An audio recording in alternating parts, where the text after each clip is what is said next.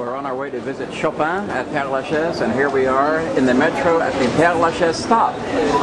But if you think that's the stop we should be getting off at, you would be wrong, muchacho.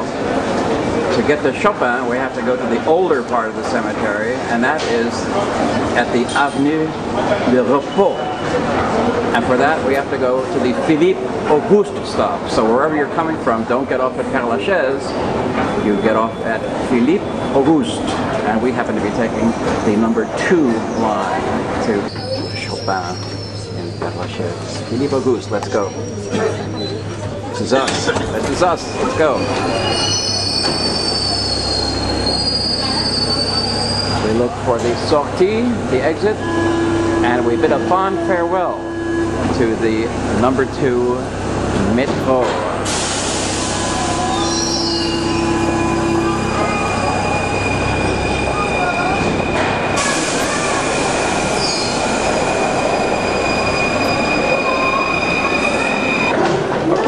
Okay, we're going to exit at Boulevard de Charonne, and we'll see where we're at when we get upstairs.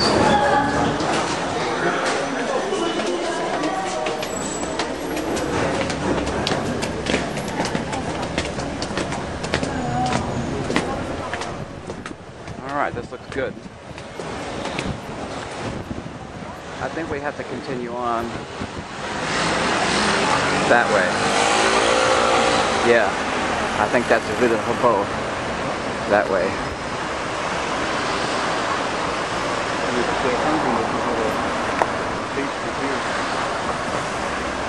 We're on Boulevard de Ménilmontant right now.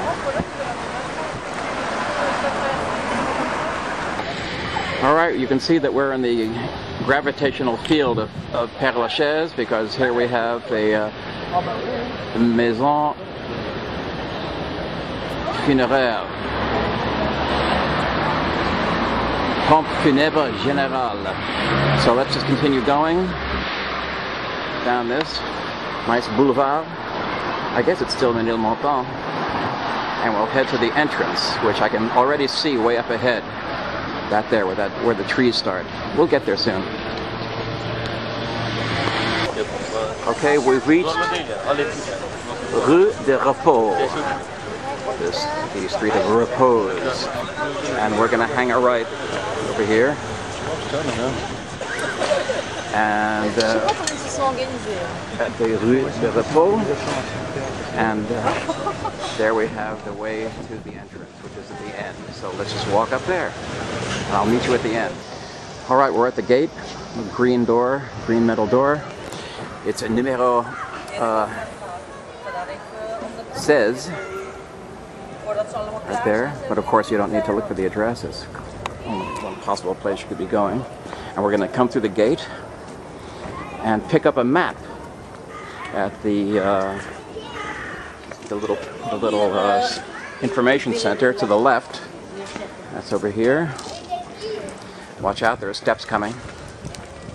Lift your feet.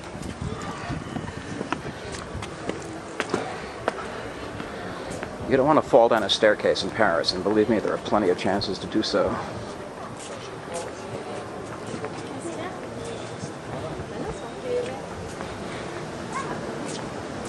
Gee, I hope it's open. Oh, closed weekends. Don't worry, we'll get there.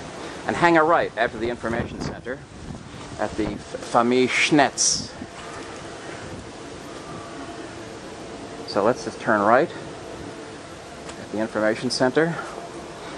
And you'll find yourself now on the Avenue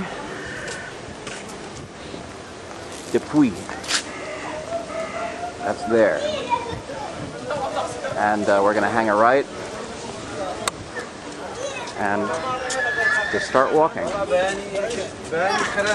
You notice we have cars parked here. You've got to get a special license to drive if you're dead.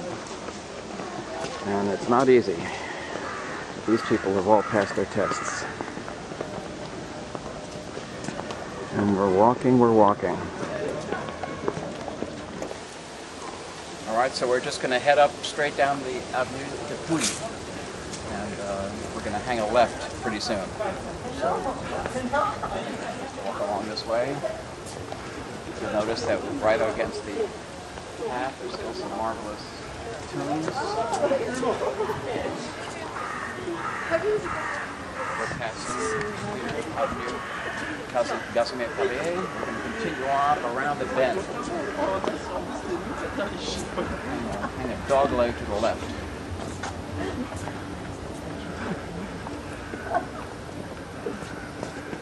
There's some beautiful little, right away you know you're in a special place. Now you see, they all have got their maps, even though it's closed on weekends. Everybody's got maps except us. They give out maps at the main gate. Oh, okay, that must be the reason. Give out maps at the main gate, all And right. they don't say anything because they hope that you will want to give them a tip. Fat chance. All right. So we're continuing around, and we're going to hang a left very soon.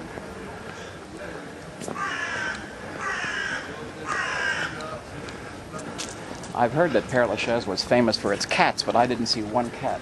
It's something I've always read about Père Lachaise, but I don't know, maybe they disposed of them all.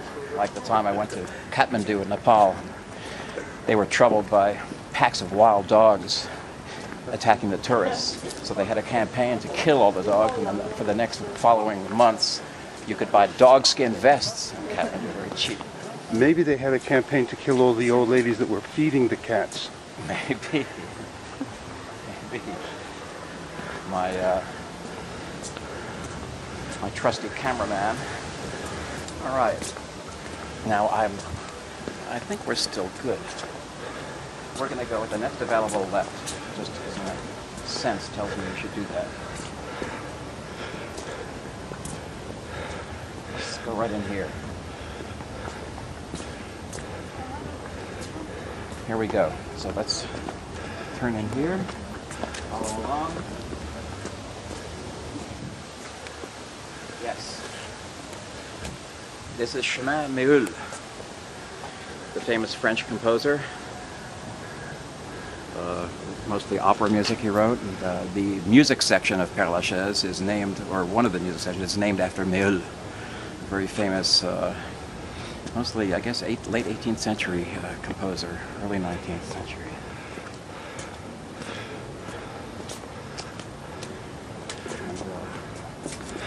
We're walking. Chemin. Hey, remember, when you get out of the office there, you've got to continue walking left around the dog leg. Don't start to go left, take any roads before you reach Méhul.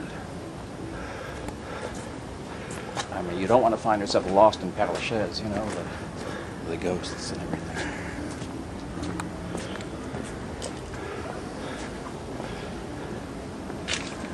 All right, now we're going to pass Chemin du Coq. Don't go there. We're just going to walk right past it. Here we go.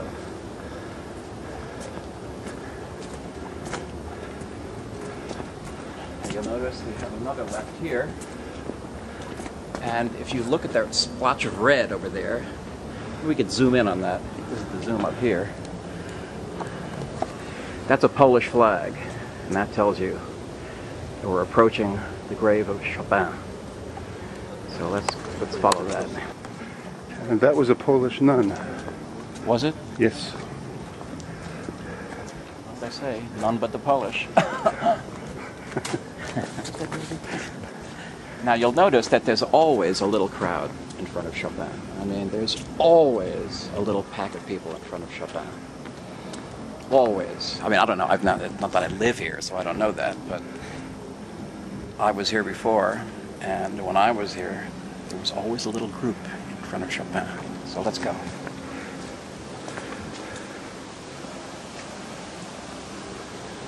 At this point, we've changed into our ihram, like when you go to Mecca, you know, we shave off all our body hair and put on the top and bottom part of the white garment. Our voices go down in respect because we're on holy ground now. We're on holy ground.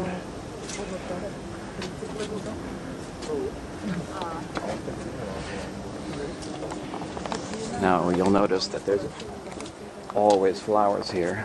In fact, I think there's a woman that they use to change the flowers from time to time.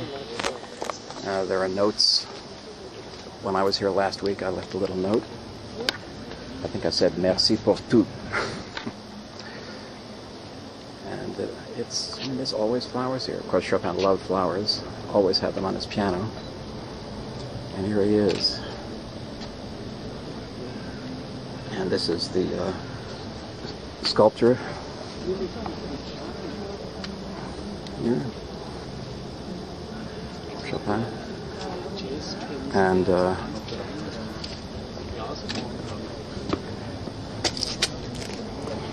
here's something we never see. By the way, the sculpture was done by Georges Sand's son-in-law, Clésinger, who married Solange Sand. Chopin born in Poland, at Zalazowola, near Warsaw.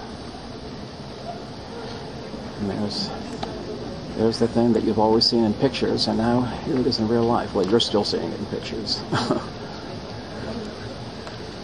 Moving pictures, though.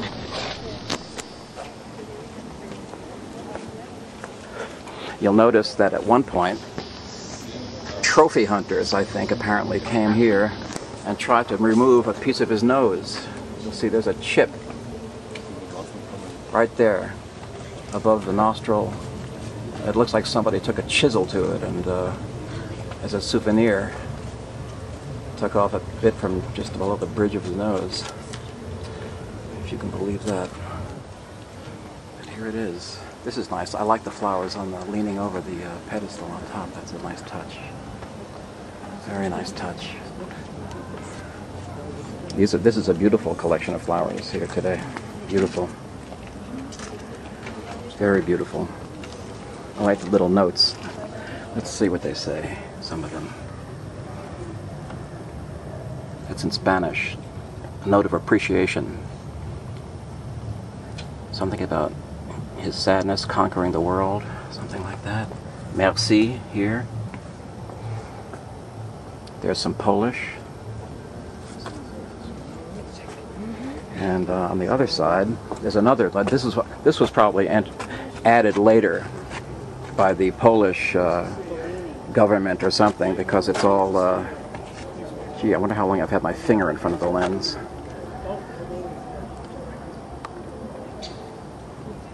Son of a French émigré, Marie Mademoiselle Krzyżanowska. That's Chopin's mother's maiden name. Daughter of a Polish gentleman.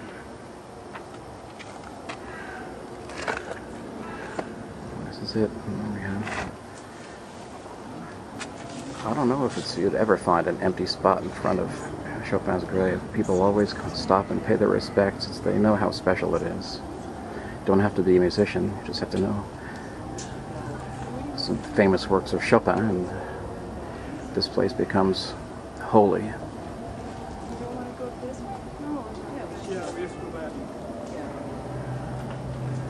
So that's how you get to Chopin, at Père Lachaise. This is typically French days. Let's go and see.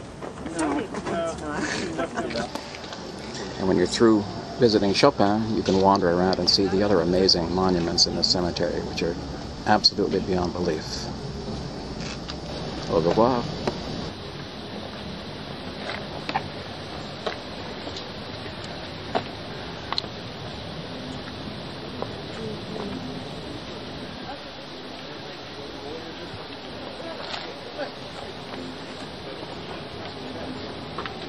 Go ahead, you'll be famous.